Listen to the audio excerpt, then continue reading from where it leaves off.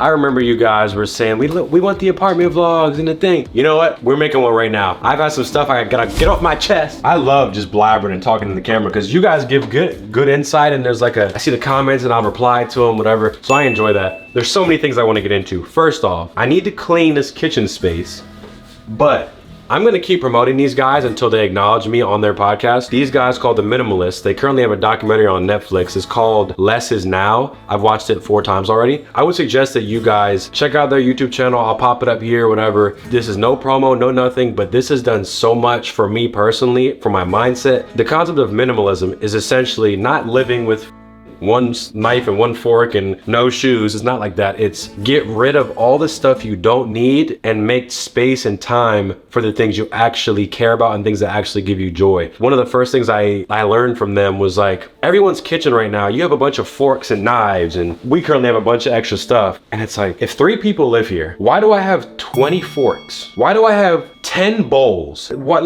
I'm not hosting dinner parties here. Ain't nobody even be coming over here. If anyone comes over here, 2 people at most might use a plate, or you could use paper plates. I'm paraphrasing all this, but being intentional with every aspect of your life, I just think is so important. It makes you realize, I could go into any of these junk drawers right now. Okay, right now, this is a junk drawer. See, I'm kind of being hypocritical because I'm talking about, oh, I do minimalism, and then I have crappy drawers. I've only done the minimalism stuff on my wardrobe, on my personal things that I buy for myself. I haven't done it across everything, but we just keep stuff for no reason. If anything, you just need one of these.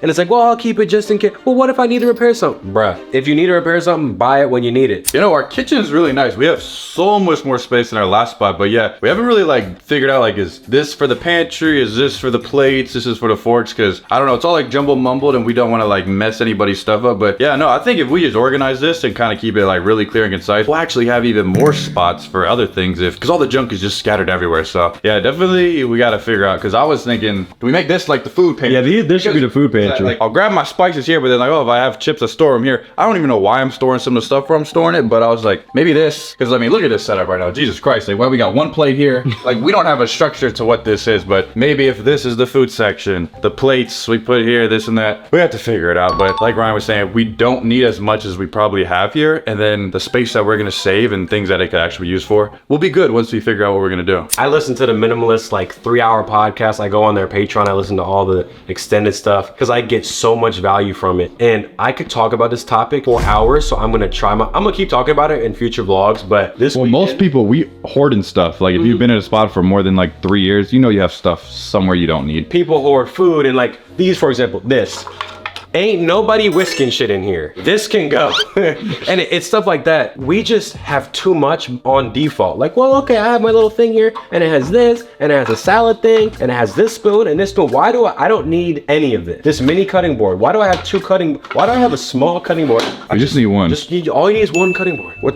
All right, but that's nice. Everything's, look at the little quality set here. Look, why would you get rid of that? If I have 5 cutting boards, it's not hurting me necessarily. It's not the end of the world, but the more clutter you have, it starts to clutter your brain. It starts to clutter your own energy and peace of mind. And I'm not even on some whimsical shit right now. I'm just saying when you have a bunch of dishes in the sink and you got 40 forks to wash and 20 bowls. Yeah, we have too many forks. It's by only keeping what you need, everything becomes faster. Washing the dishes takes 5 minutes instead of 3.5 hours, and using a dishwasher and you gotta unload it, whatever. If you guys saw my closet, I went from all this clothes, I don't know, hundreds and hundreds and this shoe and that shoe, and now I only have I'll show you guys my closet in this video. I have very little, and people this is all the clothes you have? I'm bruh, I don't need anything else. All I need is a few Strawberry Park pieces and some black t-shirts. That's it. This, for example, these Birkenstocks, I just take these everywhere. I wear these and some Vans, and that's it. We were showing this in another video, but I bought this Persian rug that I like a lot. It made me think of this idea. I love referencing SpongeBob in all of our videos. I heard this: the older you get, you start to realize why Squidward acted the way he did around SpongeBob. When you're a kid, oh, Squidward's the grumpy, he doesn't want to do anything. And then I'm I low-key am Squidward now. If someone's being too much, I was saying that because I was thinking about, as I've gotten older, how I've changed. Things that used to interest me, I now don't care for. Things that I thought back then were stupid, I now love. A rug, bro.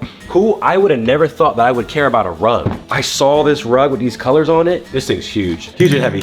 I'm always describing my stuff like that, but even this, and it's like distressed here. To me, I just find that so cool. Hey, maybe you guys are younger watching this, maybe you guys don't care for interior design or things like that, but as I've gotten older, wow, that's a nice couch. That's a nice TV console. Look at how low profile it is. The point I want to make here is there's something like beautiful in kind of things that are worn or things that aren't perfect. Because I could go to IKEA and buy a $500 brand new, completely crisp and clean carpet, but I'd opted out to get something that's worn and old and antique and has all this personality. It's the imperfections that make things beautiful. So like you're worried about being perfect and this has to be like this and this has to be perfect and I can't, well, if the thing's not perfect, well then I can't put it out. I heard this on a Rick Rubin podcast. Look at the Leaning Tower of Pisa. The only reason people go to that is because it's someone's mistake and it's one of the most visited things on the planet because it's not perfect, because it's far from perfect. Welcome to the couch. And now for the topic of the day. Y'all remember Sam Smith, the artist, who I once was a big fan of, not so much now. He recently was in the news and in the media for these sort of raunchy, like devil outfits and this like kind of not my cup of tea type of on-stage performances. There's been this big talk of like, they're trying to push the devil on people. And the devil and satanic stuff is getting pushed everywhere. And I thought about that. And the more I hear about, oh, they're pushing it on people, and then I start looking and I'm like, oh, everything does kind of have a lot of devil this and devil that and Satan this. So if they are doing that and there's some sort of Illuminati or some sort of world order, number one, what am I supposed to do about it? And also, what's the purpose? If Sam Smith's in a devil costume, like it's not gonna make me a devil worshiper. I'm gonna just turn it off. Yeah, so you're saying like there's the Sam Smith Unholy song. He did his whole VMA whatever performance and everybody's fire flames in the background. We had Lil Nas X do the Satan shoes. Everybody's saying like how bad it is that they're like dressing up, doing this, showing the devil, like there's a agenda behind it. And then that all of that is now gonna make the world worse. Like people are gonna turn into like some evil monsters because of what they're intaking. What you just brought up there was perfect. I heard the Unholy song. The beat was crazy. I was like, whoa, this is kind of crazy. I did like the song. How's it go? Close enough. I listened to that and it's like unholy, and I'm just thinking, are they trying to like program me like to be okay with unholy? Do you think that everybody thinks that this is having like a terrible effect on society? Number one, that I don't know what the objective is. If there is a true, we're trying to push, like, what is it? Yeah. Saying, I don't feel like I've changed since the Unholy song dropped. Correct. I don't think that I went about my day like I'm gonna lie to everybody. I'm gonna steal that candy Domino's grocery. I don't think I've become unholy just from hearing the song or even watching their performance. I watch it like, okay, interesting. Does it subconsciously make you think it's normalizing stuff That shouldn't be normal. that shouldn't be normalized? So like, okay, yeah, you heard the Unholy song, you're not gonna start worshiping the devil. Yeah. Is it programming you on a subconscious level to be like unholy, like yeah, whatever, like so now you're getting further away from God? And again, I'm not a ridiculously religious person. I'm more just like, okay, Sam Smith's doing the devil, Megan Thee Stallion's got the devil outfit and they got the devil horns, and Lady Gaga's doing this, and what is going to become of that? Is the goal to push people away from Christianity? Is there no goal and we're just reading into it? I don't have the answers. Again, I'm not going to become a worshiper of the underworld just because I saw that. This is gonna probably sidetrack the conversation, but I will agree with that. The type of music you listen to will, like, obviously that affects your emotions and your thoughts. I'm not saying you could listen to a 21 Savage song and now you want to just go outside and start popping people, but I feel like when I'm driving in my car or if I'm like doing some cleaning and I have my headphones on, and if I'm listening to like too many sad songs or like whatever, like more like low moment songs, that'll just have my playlist and then they'll pop in. I'm like, I gotta switch it because like the vibe, it kind of throws off my vibe. Like I'm not trying to clean and then feel like, I lost everything. Like, so on a subconscious level, like I do believe that the music, type of music you listen to will obviously change your thoughts, but or the way you feel. So obviously like pick your music wisely in terms of like how you want to feel sometimes. But if I'm listening to that unholy song, what is that doing to me? I know people that can, like Ryan Garcia on a podcast said he listens to sad music when he works out because it like makes him get out of it. If my song doesn't have like a 150 BPM EMP, whatever. Like I need something fast and upbeat when I'm listening, when I'm working out. But guess some people can push through and listen to other things. The way that music truly has an effect on our mood, I can't listen to damn Giveon because he makes me too sad. Yeah, exactly. Like, you know, and there's a time and place for it. Exactly. It's Like- just noises, but it does truly make me feel some type of way. Here's an example. Like you said, 21 Savage. If I hear him shoot 'em up or ESTG, I'm not gonna start blasting people because I'm listening to a 42 Doug featuring ESTG song. But I will say those things do have an influence on what I think is like okay. Lil Uzi's talking about that with no condom. He's talking about smashing girls, no condom. And I'm like, I've thought about that lyric and I'm like, well, Lil Uzi did it with no condom. So like, and what the like, why would I think that? Like, why is he my role model? What is the point if all this devil stuff is being pushed? Like, is this, how bad is it? Obviously, if it is really bad, but we can't stop it because if it's like the mainstream media pushing it with their hottest, most influential people, stop all the devil music. Bro, those people are so above me, I can't. But then is that the thing that we're just talking about? Like, yeah, well, that's what's wrong with it. All of us over here don't get to choose what's on the Rap Caviar playlist, the top 100 Apple Music playlist. It's the people up here controlling these buttons. So what is this underlying objective? What are they trying to do? Another thing I thought of is they're pushing the Satan. What if you're not a Christian and don't believe in that? Then what's it worth? I'm asking these scary ass questions, but I'm thinking if I'm an atheist, if I'm Muslim or whatever, I don't know how many different religions or non-religions there are. What is that even worth to me? Oh, it's talking about Satan. I don't believe in it. So then what? Like, that's how I feel sometimes. I'm not like, I grew up very Catholic, but then as I got older, like, I mean, I believe in some type of spiritual something going on. I'm not like sticking by certain rules by whatever's out there written. So when I see the Sam Smith or Lil Nas X, I don't really take it personally at all. Or I'm like, so I'm probably a bad example because like I said, if we were super religious, maybe I would have a whole different argument. there's the super Christians that I'll see and they'll say stuff like, and when scripture 3, 5, 6, 7 says this and that, and I'm like, that's great, but what if I don't know anything about that? And what if I'm not a Christian? It's like a Frank Ocean lyric. It's like human beings in a mob. What's a mob to a king? What's a king to a god? And what's a god to a non-believer who don't believe in anything?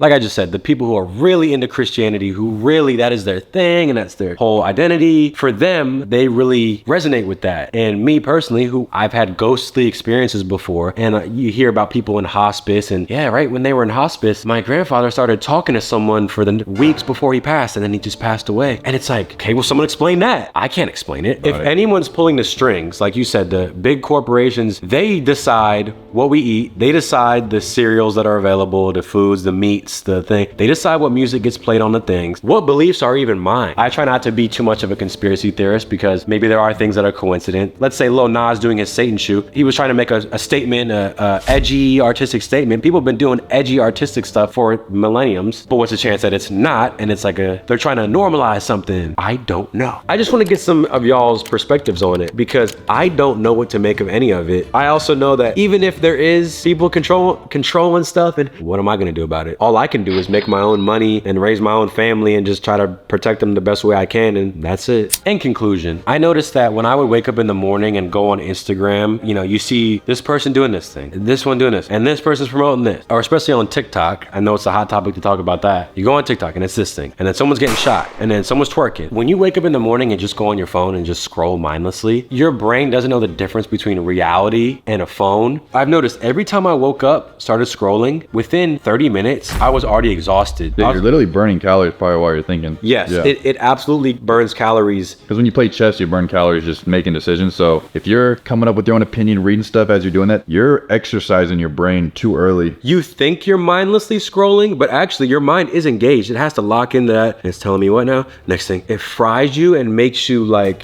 you're tired. You're anxious because you just saw AI is going to take over the whole world. Somebody died today. Someone died. I was like, bro, I got to stop. So I bought a lock box for my phone that I can't go on. I put it in my little box and I lock it up until like 7 a.m. when I get up. That way I can't access it at night at all. And then when it's time to get up, I'm like, all right. And I just hop in the shower and I don't look at it. You get the day moving before you look at your phone. Yeah. And I've been waiting to say this. I come up with certain things in my head. I'm like, I gotta tell people this. I'm sure most of you guys have Instagram. Make sure you're following me and Noah on Instagram. Are your stories bigger now? I heard that. It's not on mine right now. Let me serious? Bro, mine are huge. Really? And I haven't updated mine. Bro, like they're so much bigger. bigger. I'll update mine and mine will get bigger, but I was thinking about this. Do you remember any of the stories that you watched yesterday? It was probably a picture of somebody doing something outside, but I don't know whose it was. I'm going through too many stories. I couldn't tell you. And that's what I was thinking. I was like, I don't remember what I saw this morning on my Instagram feed. So what makes everyone think that anyone's worried about what they're doing? What I've started to do recently is, I got to do a IG cleanse. I want to cleanse my Instagram and unfollow anyone who doesn't add value to my life. Some of the big booty girls on there, they do add value because I'm like, damn, y'all be looking good. But anyway, I was just saying, I'll notice people will post like a montage of their relationship or like their vacation. They just went to Hawaii, and then they'll do like a little montage, like a little fake, like, look at me in Italy. Like, and I'm just thinking, nobody cares about you. I completely agree. Like, nobody cares as much as you think they do when you're like, I gotta show this. But then I think about when I was a senior in high school and I just got Snapchat, I like had the same 22 people, and I would just wait to make sure they saw it. So like, I only posted stuff, I remember, just to be like, did they see it? And like, I don't even care if they liked it or didn't like it. So I mean, if you have a baby and you have whatever 300 followers, guess you want some people to see it. Like,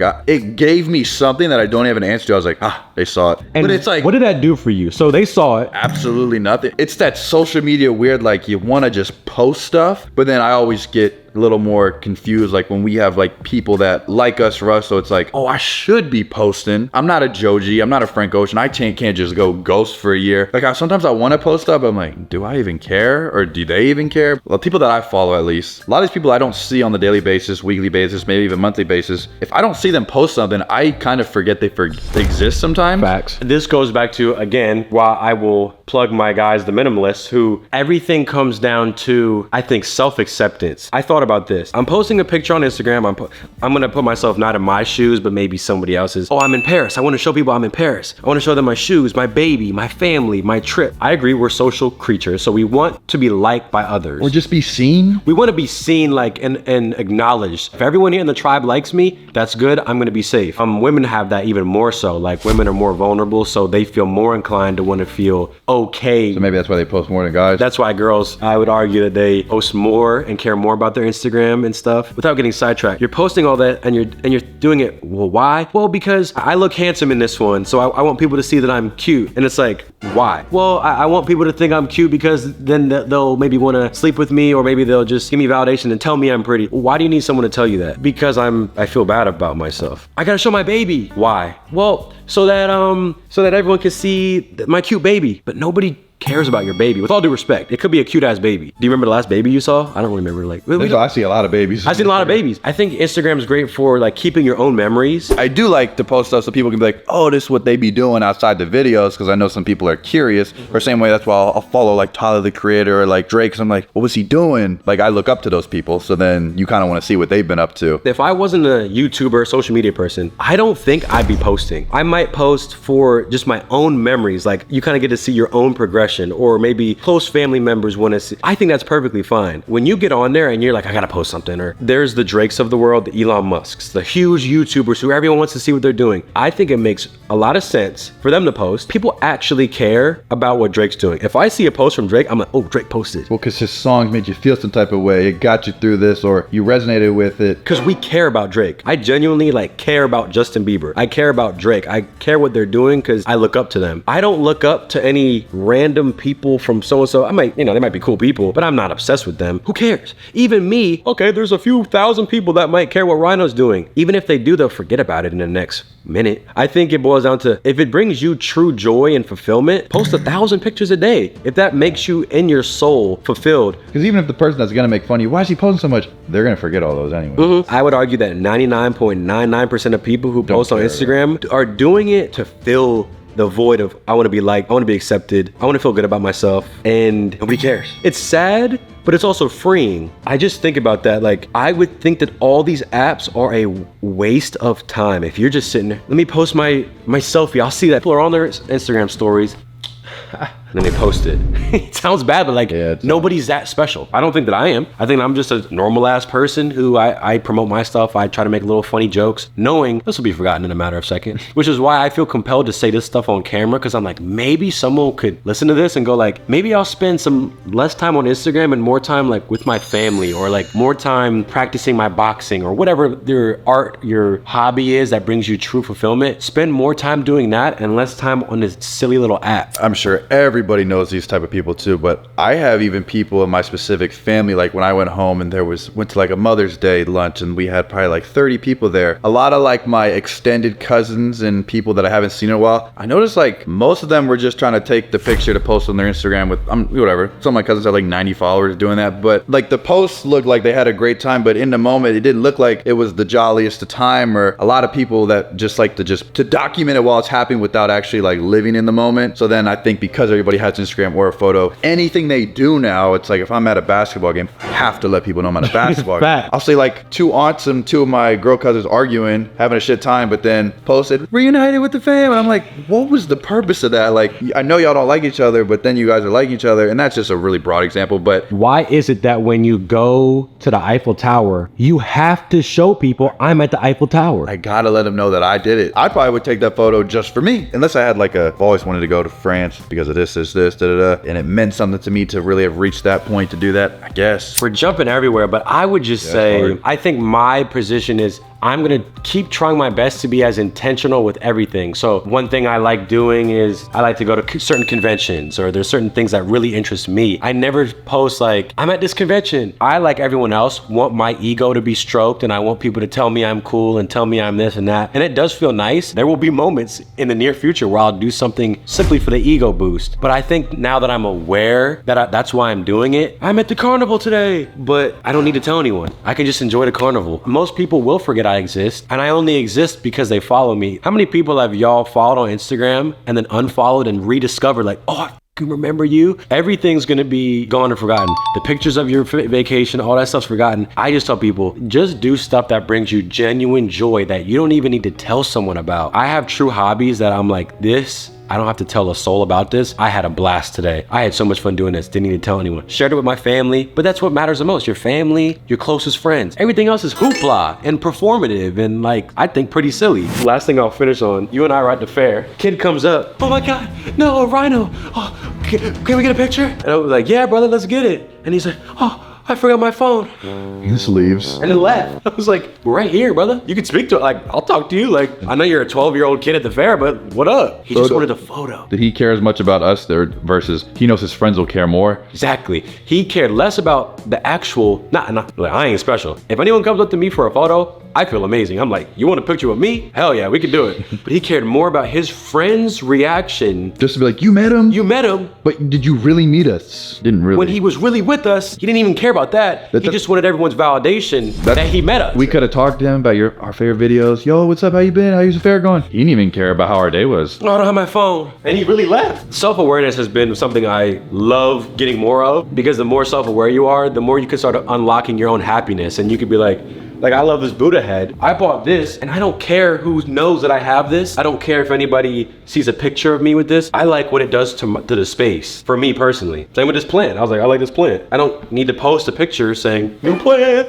Instagram wants you to be on there all day. They want you to post all your photos. They don't care about you. They just want you to post. Have you ever been on Instagram, got off and been like, God, I feel good now? I'm like, 10 minutes went by. Like, go back on it. There's a new thing. You never ever. It hijacks your brain. It never quenches that thirst. What'd I miss? Did someone DM me? Ugh. Even my tattoos, like I like my tattoos. If I was the only person on planet Earth, I don't think I would have these. The reason I got these is, number one, I like these images and I like them on me because of other people might think that I'm cool if I have these. Am I cool with no tattoos? I think I am. So why do I need them? I love them. I think they look cool. And I guess your clothes, your tattoos, your hat, everything is still an exoskeleton of what's inside your brain. Because how else do you let people know this is cool to me if you didn't put it on you? Right. It's a combination of, I genuinely like the way this looks, and I also think other people will think this looks cool on me. Yeah, a little bit of both. I do this for no one. I do this for only me. I'll be the first to admit, these tattoos, if it was just me and dinosaurs, I don't think I'd have these. I decided, okay, I want these so people think I'm cool, and I got the ones that I think look cool, and then people think that they're cool sometimes. And I'm like, oh, what do your tattoos mean? It means I'm cool. That's it. Goodbye.